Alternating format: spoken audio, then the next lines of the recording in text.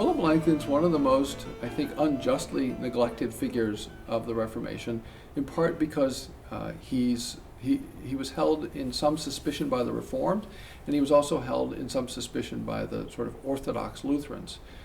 But Luther was never suspicious of him, and in some ways the Reformation would not have looked the way it did without Philip Melanchthon. Now that's not to say he didn't make some significant mistakes along the way. He certainly did.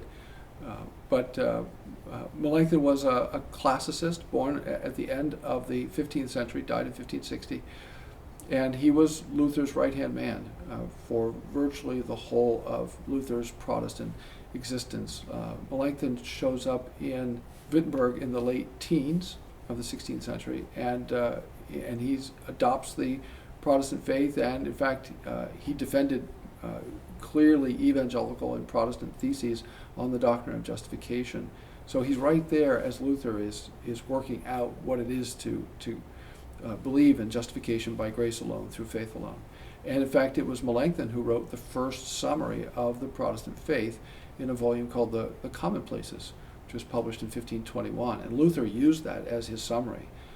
In fact, I still think that it's fair to hand the first edition of the Commonplaces to a student and say, if you want to know what Luther believed in the early 1520s and really through the rest of his Protestant existence, it's right here in this volume, even though it's a kind of a rough and ready work in some respects, as Melanchthon himself came to realize, and he revised that volume several times through his life, and as a consequence there are multiple editions, and the final volume, sort of like Calvin's Institutes, is much larger, much more substantial than the first edition. For the most part, Melanchthon was a very faithful exponent and defender of the doctrine of salvation by grace alone, through faith alone, but he was also involved in a number of controversies where he took what could either be called conciliatory approaches or compromising approaches.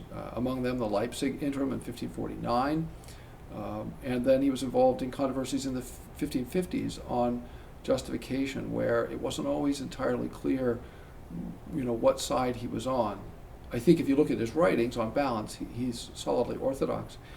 For example, he's accused of having abandoned the doctrine of election, and that's not correct, because if you simply look at the later editions of the Commonplaces, he didn't abandon it, he just relocated it from the beginning of the volume, when he was sort of in his cage phase, to the end of the volume, which is kind of an interesting place to put it, but he remained always, at least formally, officially, a clear exponent of the doctrine of free grace.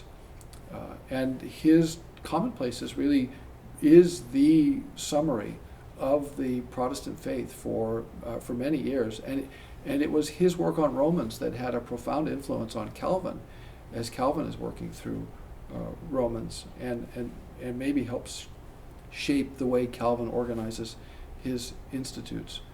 Melanchthon was an open-minded fellow, a fair-minded fellow. He actually abandoned Luther on the supper. He was persuaded by some work, in part by a Reformed scholar named Johannes Oecolampadius, who'd done work on the Fathers.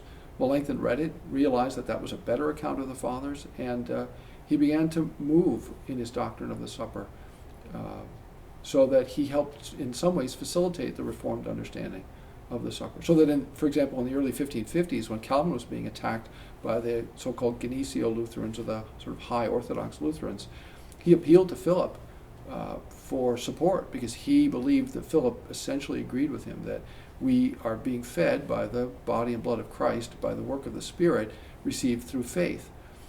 So the debate between the Lutherans and the Reformed wasn't whether we eat the body and blood, but it was how. And Melanchthon let him twist in the wind. And so there you see the paradox. Theologically accurate and orthodox on most everything, but very pragmatic. And so as a consequence, Melanchthon's legacy, even today, is somewhat mixed. And his reception by both Lutheran and Reformed is somewhat mixed.